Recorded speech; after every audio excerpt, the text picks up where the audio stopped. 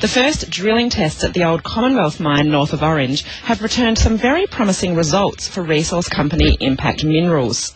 The mine was discovered around 1900 and produced grades of up to 6 grams per tonne of gold and 150 grams per tonne of silver.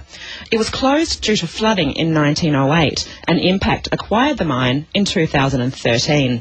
I asked Managing Director Dr. Michael Jones about the significance of the first test results. They certainly are. I saw a table just the other day of the grades of a lot of the open cut and underground mines in Australia. And most of the underground mines are sort of running at grades of between 6 and 10 grams per tonne. So to find the grades that we're finding, which are well in excess of 10 grams per tonne in places, in near surface is very exciting and as I say, offers a tremendous potential. How confident are you that you will find gold of this grade consistently throughout this area? Well, that's the great thing about exploration. You never know what the next hole is going to bring you. So we are very excited by these results. They've extended the known deposit by sort of 30 to 40 metres in a number of directions. So whilst that might not sound very much, that actually adds up to quite a few tonnes, and at those grades it adds quite a few ounces to the overall project.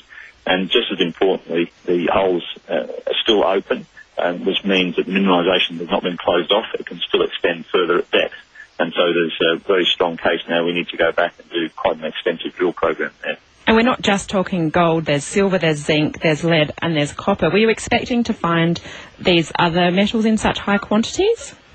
Well, we have found high grades of those other metals before at one part of the deposit, main shaft as we call it, and that's where the old timers used to were mining back in the early 1900s. But one of the standout results in this set of assays is the silver. I mean, we've got nearly 900 grams per tonne silver, which is in excess of 30 odd ounces of silver, which is a high grade for silver by anybody's standard.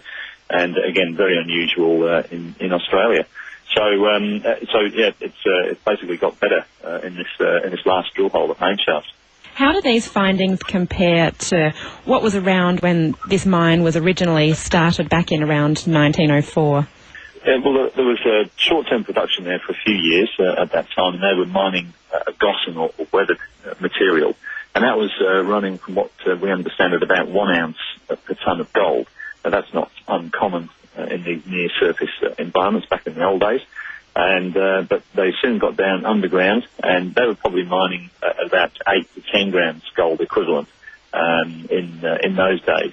So they didn't mine very much. The ore was difficult to extract, and of course they didn't have access to pumps. And so once they got down to the water table, they weren't able to mine below it. So the result, the ore has been left there, which is great for us. If Impact does decide to go ahead with this project, what options are you looking at? Will it be open cut or underground? Well, the resource that we've defined already starts at surface and goes down about 100 metres, and we've now demonstrated that it's probably going to go deeper than that. And so that's the size of a good open pit. Because of the grade, it would be a very profitable open pit and would be a good starter project for for a larger development. At that point, we'd probably look to go underground and mine some of these narrower, high-grade zones at much higher grade. So, it really does have the potential to stack up, but we do have quite a bit of drilling still yet to do to prove that. Dr. Michael Jones, Managing Director of Impact Minerals.